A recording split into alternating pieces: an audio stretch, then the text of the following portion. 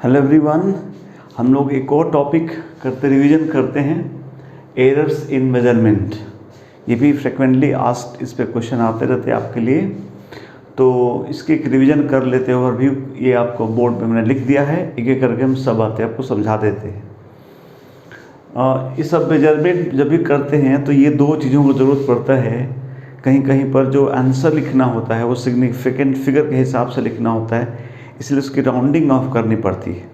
Rounding off हालांकि आपको पता होगा, फिर भी मैं सिंस रिवीजन है तो एक बार फिर से कर देता हूँ कि जहाँ तक राउंड ऑफ करना है, अगर वो चीज़ 5 से कम है तो उसको हटा देते हैं, अगर 5 से ज़्यादा है तो जिसको जहाँ तक राउंड ऑफ करने बढ़ा देते हैं, आप जानते होंगे शायद।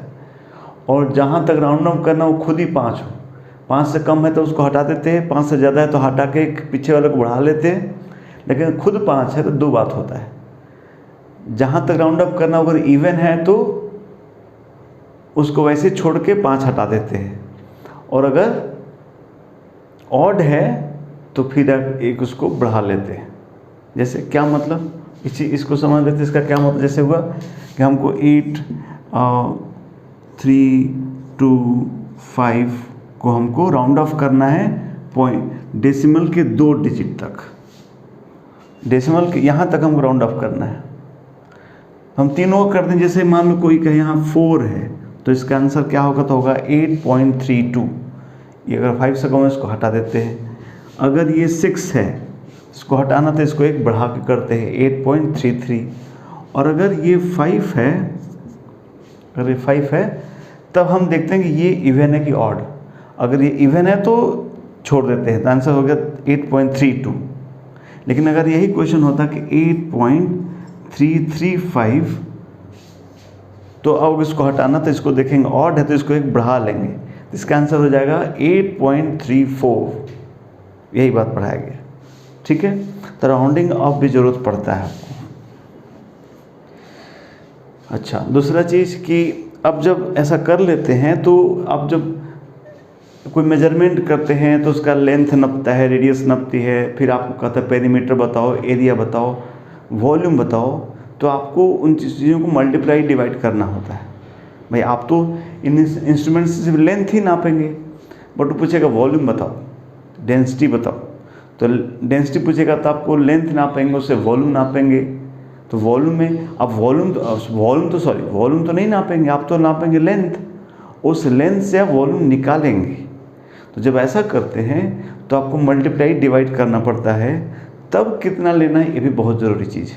तो देखिए क्या करना है, जब भी आप दो चीज़ों को एडिशन या सब्ट्रैक्शन करते हैं, कहीं जोड़ना घटाना पड़ गया, तो क्या करना है, आप जैसे जोड़ते हैं पूरा जोड़ घटा लीजिए, लेकिन आंसर में कितना डेसिमल रखना है ये बहुत ज़रूरी चीज़ है। तो कहता है कि answer will have same decimal number as is smallest in any one data. जैसे 4 चीज़ों को आपने जोड़ा तो आंसर में कितना डेसिमल लिखना है, ये बात को कैसे ख्याल करना है, तो पहले चारों को पूरा जोड़ लीजिए जैसे आप जोड़ते हैं, लेकिन आंसर में डेसिमल के बाद उतना ही डिजिट लिखिए जितना किसी एक में सबसे कम था। समझे बात। जैसे कोई एग्जांपल कर लेते हैं, मान लीजिए 3256 था और 3.21, इसको जोड़ना है, इसका आंसर बताना है। ये हो गया 6646। तो इसका आंसर क्या लिखेंगे, तो कहता है कि डेसिमल के बाद इन दोनों में यहाँ पे 2 डिजिट है, तो आंसर में भी 3 डिजिट नहीं 2 डिजिट होना चाहिए। मैंने आपको यहाँ तक राउंडिंग ऑफ करना होगा। राउंड ऑफ करने के लिए देखेंगे तो 6 है तो इसको हम लोग आंसर लिख देंगे 6.47, आपका आंसर हो गया। तो एडिशन सब्ट्रैक्शन में ऐसा देखना है। अच्छा, मल्टीप्लाइड और डिवाइड में अलग देखना होता है। मल्टीप्लाइड डिवाइड में क्या देखना होता है कि answer will have same number of significant figure as that is minimum in any of the data. आपने 2 चीज़ों को मल्टीप्लाई किया तो जो आंसर आएगा उसमें डेसिमल नहीं देखा जाता। एट सब्ट्रैक्शन और एडिशन में डेसिमल प्लेस चेक करते हैं, और मल्टीप्लाई डिवाइड में सिग्निफिकेंट देखते हैं कि आंसर में उतना ही सिग्निफिकेंट फिगर होना चाहिए जितना किसी एक मल्टीप्लाई करने वाले, चाहे मल्टीप्लायर चाहे मल्टीप्लाई जिसमें सबसे कम हो उतना ही सिग्निफिकेंट फिगर आंसर में होना चाहिए। जैसे देखिए, मान लिया आपने किसी से लेंथ नापा, इन इंस्ट्रूमेंट से लेंथ नाप लिया और कहा कि क्यूब का लेंथ नाप लिया, वॉल्यूम बताइए। तो वॉल्यूम में भाई लेंथ का क्यूब गुना करेंगे तो मल्टीप्लाई करेंगे तो डिजिट बढ़ जाएंगे, फिर आपको राउंड ऑफ करके उसका सिग्निफिकेंट फिगर उतना ही करना होगा जितना लेंथ का आया है। इसलिए ये क्वेश्चन बड़े आते हैं तो बड़े टिपिकल होते हैं और सबसे आसान होते हैं, बिकॉज क्या है, वॉल्यूम निकालना सबको आता है, एल का क्यूब करना होता है। बट जब अगर आपको नहीं पता तो क्या देखेंगे आप लोगों के चारों ऑप्शन एक जैसा दिखता है, बिकॉज उसमें सब ऑलमोस्ट जैसे 2.3, 2.30, 2.300 तो लगेगा सब सेम है, तो दिक्कत हो जाएगा। आपको सिग्निफिकेंट फिगर पे ध्यान देना होगा। तो जिसमें सबसे कम सिग्निफिकेंट फिगर हो आंसर में भी उतना ही मिनिमम सिग्निफिकेंट फिगर, उतना ही सिग्निफिकेंट फिगर होना चाहिए। अच्छा, अब आइए एरर्स। ये तो नापने की बात होता है। एरर्स क्या है? मान लीजिए आप कोई चीज़ का लेंथ नापते हैं, आपको कोई चीज़ लेंथ, किस चीज़ का लेंथ नापा गया है, उसमें एरर बताना है। तो पहला बात तो सोच समझ लीजिए कि एरर कभी नापा नहीं जा सकता, एरर कभी नापा नहीं जा सकता। पहला first line, error can never be measured, क्योंकि अगर वो एरर नाप ही लिया गया तो फिर एरर कैसा हुआ, वो तो वैल्यू हो गई। ऐसा कभी कोई कहेगा कि हमने एक लाइन का लेंथ 2.5 सेंटीमीटर नापा है और 0.1 कम नापा है, तो सब बोलेंगे यार तुम 6 क्यों नहीं बोल रहे हो फिर। सो एरर कभी नापा ही नहीं जाता, एरर नापा नहीं जाता। एरर बताया जाता है कि हमको पता तो नहीं है, बट हाँ हम बता सकते हैं कि मेरे से कितना मैक्सिमम गलती हो सकती है। तो कहता है कि हमने लाइन का लेंथ नापा 2.5 सेंटीमीटर और इसमें 0.1 सेंटीमीटर का एरर हो सकता है मैक्सिमम। समझ रहे बात? उससे अधिक एरर नहीं हो सकता, उससे कम कुछ भी हो सकता है, कोई एरर नहीं पता। इसलिए एरर कभी नहीं नापा जा सकता है। हम उसकी मैक्सिमम लिमिट बताते हैं कि हमारे इस नाप में मैक्सिमम कितना एरर हो सकता है। तो अब किसी चीज़ का नापने में एरर कैसे निकालेंगे? एरर कैसे निकालेंगे भाई साहब? कोई आपको लेंथ दे, कोई आपको एक लाइन दे दिया कि इसका लेंथ नाप के एरर बताओ, तो ये काम संभव नहीं है। आप कोई चीज़ को नापोगे तो उस नाप में ही गलती होगा, तो एरर कैसे पता चलेगा? भाई एरर तब पता चलेगा जब आपको सही चीज़ का पता हो और गलत चीज़ का, तब ना उसका अंतर में आप एरर कहेंगे। कोई ऐसा थोड़ी कहेगा कि ये 1 मीटर लंबा रॉड है, इसको नापिए और एरर बताइए। तो आप उलट के बोलोगे सर जब आपको पता है 1 मीटर का तो हमसे नपवा क्यों रहे, इसका आंसर 1 मीटर होगा। सो वो दिक्कत है। इसलिए क्या करते हैं, ऐसा कोई नहीं कहेगा ये लीजिए रॉड नापिए, बस हमको नहीं पता कितना है। तो हम क्या करेंगे, उसको 3-4 बार नापेंगे, जो इंस्ट्रूमेंट हो उसे 3-4 बार नापेंगे और रीडिंग्स ले लेंगे, और सभी रीडिंग का जो मीन होगा उसी को सही लेंथ मान लेंगे। समझ रहे बात? होगा नहीं, वही हमारा आंसर हो गया। अब 5 बार नापे, L1, L2, L5 नापे, सो L1, L2, L5 upon 5 will be assumed to be the real reading of the rod। तो ये होता है, ये उस जो हम नाप करेंगे उसका जो मीन होगा उसी को हम एज्यूम करेंगे एज द क्या, रियल रीडिंग। और फिर हर नाप में एरर निकाल सकते हैं कि हमारे पहले नाप में क्या एरर हुआ, तो एब्सोल्यूट एरर ही उसको बोलते हैं एब्सोल्यूट एरर। तो क्या डेल्टा एक्स लिखे, अगर एक्स लेंथ है तो डेल्टा एक्स को एब्सोल्यूट एरर कहते हैं। तो जो हम नापे हैं मीन एरर माइनस जो nth, जो इससे पहला तो x1 लिखेंगे, दूसरा तो x2 लिखेंगे। इस तरीके से हम अलग 5 बार है तो पाँचों में पहले 5 का मीन कर लेंगे, तो हम रियल मान के, और मीन में से पहला का जो अंतर होगा उसको कहेंगे ये पहले मेजरमेंट का एब्सोल्यूट एरर हुआ, डेल्टा x1, डेल्टा x2, ऐसा हम डेल्टा x5 तक निकालेंगे। और फिर पांचों एरर का जो मीन होगा, सभी एरर का मॉड का ध्यान देखिए, कभी निगेटिव पॉजिटिव हो सकता है, सबका मॉड का ध्यान देना है। सभी के कम नाप दिए बेस सबका मॉड का ध्यान रखना है। सभी के मॉड का जो मीन होगा पांचों का निकाले, डेल्टा एक्स मीन अपन माइनस x1 निकाल के उसको डेल्टा x1 कहना है। तो पाँचों मेजरमेंट में जो एरर होगा उसको जोड़ के बाई 5 करेंगे तो वही उस एक्सपेरिमेंट का एरर कहलाएगा। तो आप कहेंगे कि इस एक्सपेरिमेंट करने से मुझे ये रॉड का लेंथ मिला, उस रॉड में इतने एरर होने की संभावना है।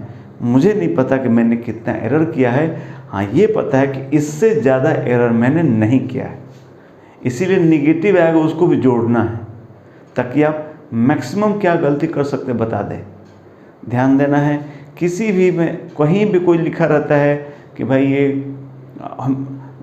ये 10 ओम है और इसमें 0.5 ओम का एरर है, इसका मतलब ये नहीं हो कि 10.5 हो गया या 9.5 हो गया। हम ये कह रहे हैं कि अगर 10 ओम है 0.5 ओम का एरर है, इसका मतलब कोई नहीं जानता, हाँ सब लोग जानते हैं कि इसमें 0.5 से ज़्यादा एरर नहीं हो सकता, मतलब इसका मैक्सिमम आंसर 10.5 ओम से ज़्यादा नहीं हो सकता, ये हम जानते हैं। और मिनिमम में 9.5 ओम से कम भी नहीं हो सकता, ये भी जानते हैं। इसी के बीच में कोई एरर होगा, इसलिए प्लस माइनस लिखा जाता है। एरर कोई नहीं जानता कितना होता है। ओके, सो ये हो गया। अब ये एब्सोल्यूट एरर, इसको डिफरेंस कहेंगे। अब रिलेटिव एरर मतलब जो हमने मीन एरर निकाला, ये वाला, ये कौन हुआ? Mean error. इसको कह सकते हैं हम लोग डेल्टा एक्स का मीन एरर होगा, ये हो गया। तो मीन एरर अपान जो हम नापे हैं, जो एरर अपान लेंथ का रेशियो को हम रिलेटिव एरर कहते हैं। इसमें 100 अगर मल्टीप्लाई कर देंगे तो ये परसेंटेज एरर बन जाएगा। अब आपने क्यूब का लेंथ नाप लिया, का वॉल्यूम बताओ, तो वॉल्यूम आप निकाल दिए, एल क्यूब कर दिए, वॉल्यूम आ दिया, राउंड ऑफ अपना कर लिया, आ गया। समझ रहे बात? जैसे कहा गया क्यूब का ये कहा गया, ये लीजिए क्यूब, इसका वॉल्यूम निकालिए, उसका एरर और सब बताइए। तो आप जैसे मान लीजिए वर्नियर कैलिपर से उसको कैसे निकालते हो बात होगा अभी। लेंथ आपने निकाल लिया, लेंथ निकाल लिया, और लेंथ का क्यूब कर दिया तो आपको उसका वॉल्यूम आ गया। लेंथ मतलब 5 बार नापे होंगे, 5 बार लेंथ नापो, पाँचों का एवरेज ले लेंगे तो आपको एल आ जाएगा, और उसका एल का क्यूब कर देंगे तो आपको उसका वॉल्यूम आ जाएगा। वॉल्यूम को आप फिर क्यूब कर रहे हैं तो ध्यान से मल्टीप्लाई डिवाइड वाला करके उसको सही से राउंड ऑफ कर लीजिए, तो आपको वॉल्यूम आ गया। तो एक आंसर आ गया कि नहीं, मुझे इस वॉल्यूम में एरर बताओ। तो एरर आपने लेंथ में नापा है, वॉल्यूम में तो नहीं नापा, तब कैसे करेंगे वो बताया जा रहा है। कि मान लीजिए कहीं पर आपने x और y नापा है और कोई क्वांटिटी निकालना है जो x प्लस वाई करने से निकलता हो। जैसे किसी रेक्टेंगल का पेरीमीटर निकालना है तो आप बहुत होता लेंथ नापेंगे और ब्रेड्थ नापेंगे, तो पेरीमीटर तो अलग से नहीं नापा जाता। तो कहने मुझे लेंथ ब्रेड्थ में तो नहीं, पेरीमीटर में एरर बताओ। तब हम क्या करते हैं कि x प्लस वाई करेंगे तो इसमें इस नापे पेरीमीटर टाइप में जो चीज़ होगा उसमें कितना एरर होगा, तो दोनों के एब्सोल्यूट एरर का सम करना है, हमेशा सम करना है। ये प्लस और माइनस, जैसे x प्लस वाई तो भी यहाँ प्लस ही लिखना है, और x माइनस वाई तो भी यहाँ प्लस ही लिखना है। फिर वही बात, क्यों मैं प्लस लिख रहे हैं? क्योंकि हम मैक्सिमम एरर बताना चाहते हैं। एरर तो हमें एग्जैक्ट पता ही नहीं है, इसलिए हम अपना जान छुड़ाने के लिए बता देते हैं भाई जो कर लीजिए। हम दावा करते हैं कि हमारे में x delta x plus delta y से ज़्यादा गलती नहीं है, ये हम कहते हैं, इसलिए हम सब प्लस करेंगे। और अगर मल्टीप्लाई डिवाइड का कोई चीज़ आ जाता है, जैसे अभी बात हुआ ना कि लेंथ है तो वॉल्यूम, तो एल क्यूब हो गया, तब क्या करना है परसेंटेज। जैसे मान लीजिए एक्स वाई जेड 3 नाप हुआ और 3 x power a y power b z power c divide हो रहा है, तो percentage in f error in f equal to हो जाएगा, ये सब एरर्स है, ध्यान रहे ये एरर्स है। तो percentage error in f equal to, देखिए ये कांस्टेंट में तो एरर होता नहीं है तो कांस्टेंट भूल जाइए, पावर नीचे उतार कर जैसे लॉग ले रहे हो मन में, तो a बाहर आएगा x होगा, तो a percentage x plus b percentage y, और ये माइनस की जगह फिर यहाँ ध्यान दिए हम प्लस लिखे, बिकॉज हम क्या देखिए यहाँ लिखे भी हैं कि f का क्या निकाल रहे हैं, मैक्सिमम एरर निकाल रहे हैं। तो यहाँ पर माइनस ही होना चाहिए, बट यहाँ पे प्लस c इंटू जेड लिखा हुआ है, और क्वेश्चन में मैक्सिमम एरर नहीं भी कह रहा है, एरर पूछ रहा है, तो दे मीन मैक्सिमम एरर। आपको हमेशा मैक्सिमम एरर ही निकालना है, एरर जो दिया वो मैक्सिमम एरर ही है। तो जोड़ घटाना में ये करना, मल्टीप्लाई डिवाइड में ऐसा करना, ठीक है, ओके। तो ये हुआ एरर की बात। अब जो दो नापने वाले, जो लेंथ नापने वाले इंस्ट्रूमेंट है वो एक है स्क्रू गेज है और एक वर्नियर कैलिपर्स है। इनको समझ लीजिए ये क्या होता है। देखिए ये जो यू टाइप का देख रहे हैं, और ये है मेन स्केल, ये यू आर्म हो गया, ये मेन स्केल है। इसके ऊपर में ये चलता है, ये इसको चलाने से ये चीज़ इस पे ऐसे घूमता है, और ये इसके अटैच है। ये ऐसे बढ़ तो ज़्यादा अच्छा लगेगा आपको। ये चीज़ इसमें ऐसा अटैच है, मतलब मेन स्केल नहीं चलता, ध्यान रखना। अगर आप इसको यू को पकड़ के जब ऐसा चलाएंगे तो ये बॉक्स आगे बढ़ता है, ऐसा समझ रहे बात। और जब इसके अंदर सच में ये स्क्रू है, जैसा पेंच है, स्क्रू है, जब आप इसको ऐसा कसेंगे तो आप इसको पकड़ लेंगे, यू को पकड़ लिए तो पूरा अपनी चीज़ पकड़ा हुआ, ध्यान रहे। और ये ऐसा घुमा तो ये आगे बढ़ेगा, जैसे राइट हैंड स्क्रू में से करने से आगे बढ़ती है, आगे बढ़ेगा। और जब ये जाके इससे टच कर जाएगा तो ये जो लाइन है आके 0 पे आ जाएगी। क्या क्या बताया मैंने, जैसे हम लोग ऐसा कसते हैं तो इसको ऐसा घुमा कसते हैं, तो ये जो बॉक्स है ये चीज़ फिक्स है, ये बॉक्स इस पे से चलता है, आगे पीछे चलता है। अगर आप स्क्रू ऐसे राइट हैंड ऐसे करेंगे तो आगे बढ़ेगा, और ये भी चलेगा तो ये भी साथ उसके अंदर में जुड़ा हुआ है, इसके अंदर से ये स्क्रू यहाँ जुड़ा हुआ है, तो आगे बढ़ेगा तो दोनों ऐसे आगे बढ़ेगा। बॉक्स और बॉक्स लिए हुए ऐसा, जैसे ये इधर बॉक्स हो गया, ये पेन है तो ये ऐसे घूमता है, ये पेन पूरा घूम रहा होता है और ये दोनों ऐसे आगे बढ़ते हैं। और ये यहाँ पर फिक्स, इसके अंदर खाली है जिसके अंदर ये स्क्रू रहता है। तो जब ये पूरा घूमते घूमते ये स्क्रू आगे बढ़ेगा, ये बॉक्स आगे, दोनों ऐसे आगे बढ़ते इक्वल, एकदम फिक्स है आपस में। जब ये जाके इसमें टच करेगा तो ये वाला लाइन आके 0 के जस्ट मैच कर जाएगा।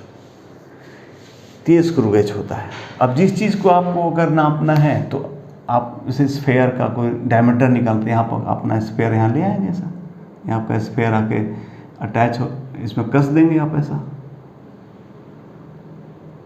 या सिलेंडर जैसा भी जो भी चीज़ अब ला के यहाँ पर आपने कस दिया, उसको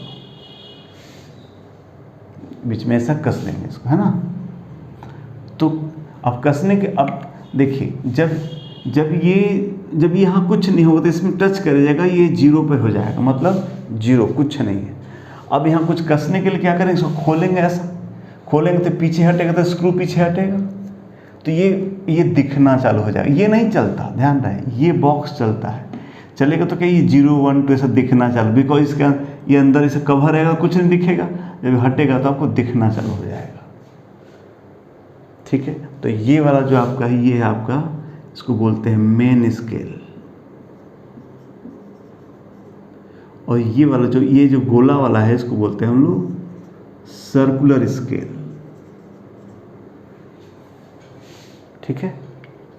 और ये मेन स्केल जैसे स्कूल का स्केल होता है वैसा हो सकता है, चाहे कुछ भी हो सकता है।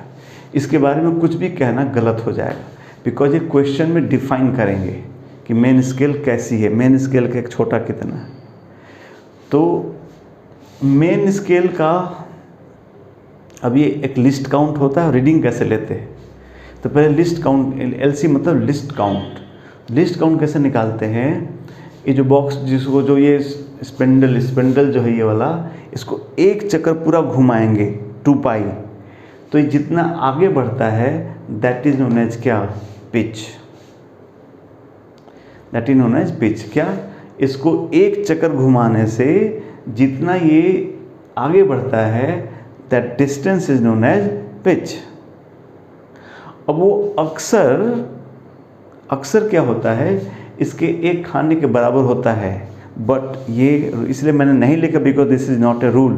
ये वो खुद डिफाइन करेंगे कि अगर अच्छा कुछ नहीं कहा, कह दिया कि मेन स्केल 1 mm का है और कुछ नहीं बताया, तो उसी को हम लोग पिच मान लेंगे। बट अगर ये कह दे कि नहीं हम 10 बार घुमाए और 1 mm आगे बढ़ा, तो पिच 1 mm नहीं हुआ। 10 बार घुमाने से 1 mm आगे हो गया, तो एक बार घुमाने से 1/10 हुआ, तो 1/10 mm पीछे हो गया। फिर ये बात ध्यान रखना है, जितना एक बार घुमाने से जितना आगे बढ़ता है it is known as pitch. अब लिस्ट काउंट क्या होता है? Pitch upon number of divisions on circular scale. Circular scale जैसे इस पे किसी में 50, किसी में 100, वो क्वेश्चन बताएगा कितना है। अपने से कोई कुछ याद नहीं करना कि ये क्या और ये क्या, हर एक डाटा क्वेश्चन देता है, अपने से जो याद करेगा वहाँ जा गड़बड़ हो जाएगा। तो pitch equal to least count क्या, pitch upon number of divisions on circular scale पे कितना डिविजन्स है। ठीक है, जैसे लिस्ट काउंट निकालते हैं। अब रीडिंग कैसे लेते हैं? देखिए, मान लीजिए हम इस स्फेयर का हमको डायमीटर निकालना था, तो हमने इसको खोला और इसको रख दिया और फिर टाइट कर दिया तो हमको यहाँ दिखना चालू हो गया। समझ रहे बात? दिखना चालू हो गया भाई हमको कि जैसे ये 1 हो गया, ये 2 हो गया और 3 अंदर चले गया मान लीजिए, तो ये 1 2 ये 2.5 6 7 8। जैसे ये जो फोटो बना है इसके हिसाब से जो अंतिमवी लाइन यहाँ दिख रही है वही मेन स्केल रीडिंग है। जो लास्ट विजिबल लाइन है आपको दिख रही है ये वाली, वही आपकी मेन स्केल रीडिंग है। आई थिंक समझ गए होंगे। जैसे स्कूल पढ़ते थे तो अंतिम बार जो हमको लाइन दिख रहा है उस अंतिम लाइन की जो वैल्यू होगी उसको बोलते हैं main scale reading.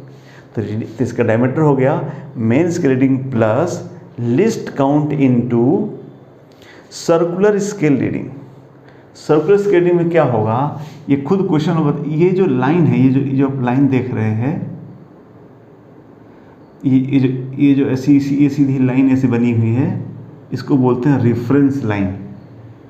That line is known as reference line. तो ये लाइन इस सर्कुलर स्क्वायर के किससे मैच कर रही है, वो लाइन का नंबर ही क्या है, सर्कुलर स्केल रीडिंग है। वो क्वेश्चन में देगा, चाहे फोटो बना के आएगा कि देखो पढ़ो भाई। सो पिच तो फॉर्मूला निकालने का तरीका है। रीडिंग में क्या करें, जो अंतिम लाइन दिख रही है वो आपका मेन स्केल रीडिंग हुआ, इनटू इस लाइन से जो लाइन यहाँ पे क्या कर रहा है, मैच कर रहा है या जस्ट आगे है, वही लाइन नंबर आपका क्या है, सर्कुलर रीडिंग में है। तो list count into circular reading करके जोड़ देंगे तो आपको क्या आ जाएगा, उसका रीडिंग आ जाएगा, मतलब डायमीटर आ जाएगा। ठीक है। अब इसमें क्या करते हैं, कभी कभी जीरो एरर भी कर देते हैं। तो क्या करेंगे, वो कैसे करेंगे, जैसे कह देंगे कि भाई हम यहाँ पे कुछ नहीं था तो हम इसको सटा दिए, तो ये जीरो लाइन जस्ट दिख रही थी। लेकिन अच्छा, अगर एकदम एग्जैक्ट सही आपका इंस्ट्रूमेंट है तो क्या होना चाहिए कि जब ये पूरा सटा दे, इसको यहाँ सट जाए तो यहाँ आ जाए तो ये जीरो दिखे और इसका जीरो भी दिखे। यहाँ जब ये यहाँ जाएगा तो मेन स्केल का भी जीरो दिखे और रेफरेंस लाइन पर इसका जीरो दिखना चाहिए। समझ गए आप? घुमा के जब कस देंगे पूरा तो हमको मेन स्केल का जीरो दिखना चाहिए और जो रेफरेंस लाइन है ये वाली लाइन, इससे इसका क्या मैच करना चाहिए, जीरो। तो कहेंगे एकदम परफेक्ट है। लेकिन अब जीरो कैसे कह देगा, लेकिन नहीं भाई ये जीरो तो दिख रहा है बट इसमें ये 3 आगे दिख रहा है, 3 पॉइंट आगे दिख रहा है उसका, किसका, सर्कुलर का।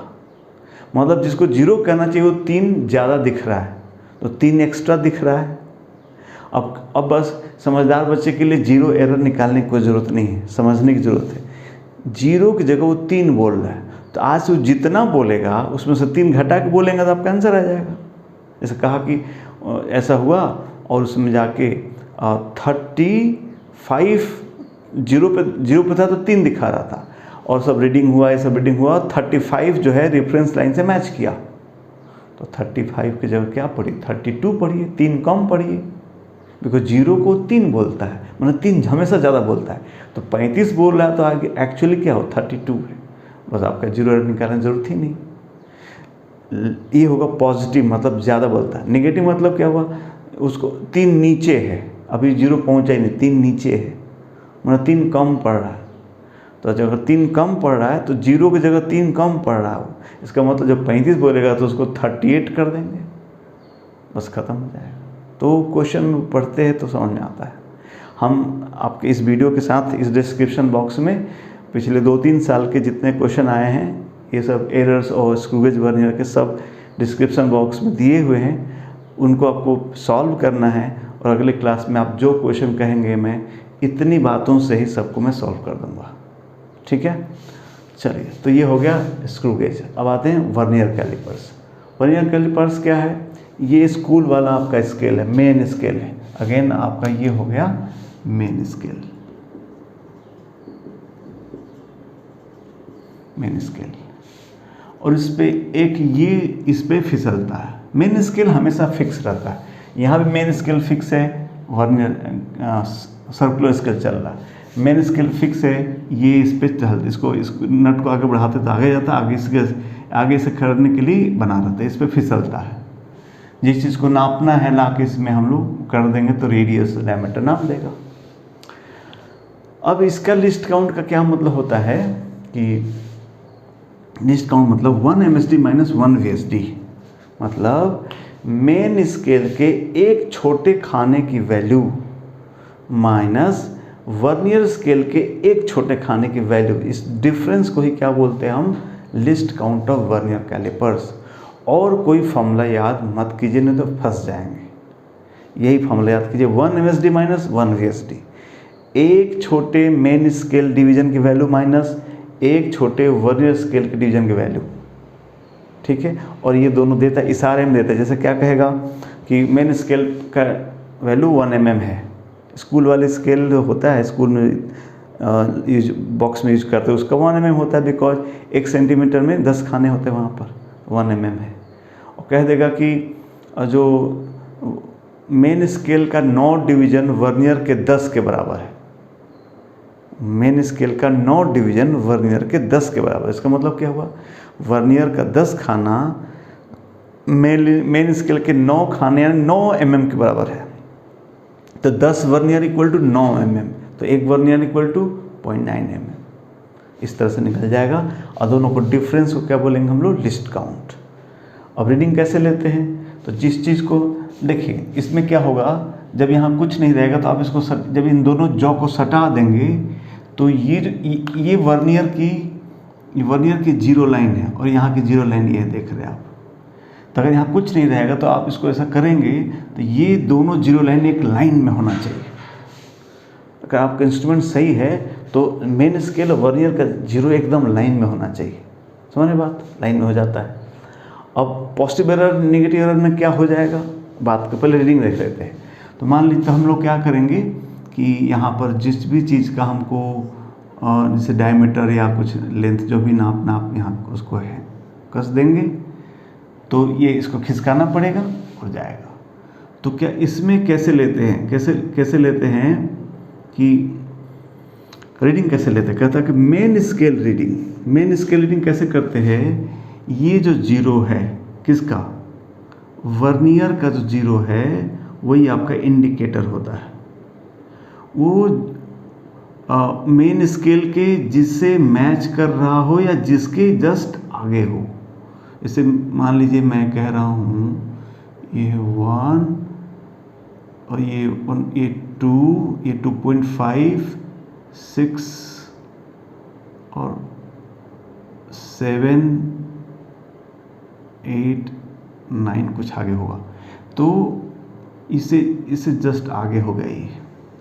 मतलब 1, 2 के बाद 1, 2, 3, 4, 5, 6, मतलब जिस ये लाइन जिससे मैच हो, अगर मैच नहीं हो रही तो जिसके वो आगे है वो आपका क्या है? Main scale reading. आप समझ गए? थोड़ा यहाँ बड़ा बना दें हम। ये 2 था और ये 2.5 हो गया, ये यहाँ पे 3 है, तो सर ये हो गया 1, 2, 3, 4, 5, 6, 7, 8, 9, 10। ठीक है। और वर्नियर स्केल का जो इस पे जो चल रहा है वर्नियर स्केल, उसका जीरो मान लीजिए यहाँ पे आगे, ये जीरो हो गया इसका, वर्नियर का ऐसा आगे है। तो मेन स्केल रीडिंग क्या लेंगे? तो कहता है कि ये 2.5 हो गया, 2.6 से थोड़ा आगे, तो इसका हो गया 2.6। या तो मैच कर जाए तो बढ़िया है, वही हो जाएगा, नहीं थोड़ा आगे जिससे आगे वही। अब यही आपका क्या होगा यहाँ पर main scale reading, because zero थोड़ा सा आगे। तो मेन स्केल रीडिंग ऐसे लेते हैं। तो main scale reading plus vernier reading into list count. List count तो निकल गया है, वर्नियर रीडिंग कैसे लेते हैं। अब क्या होगा कि अगर ये वाला इसमें बना ही देते हैं 3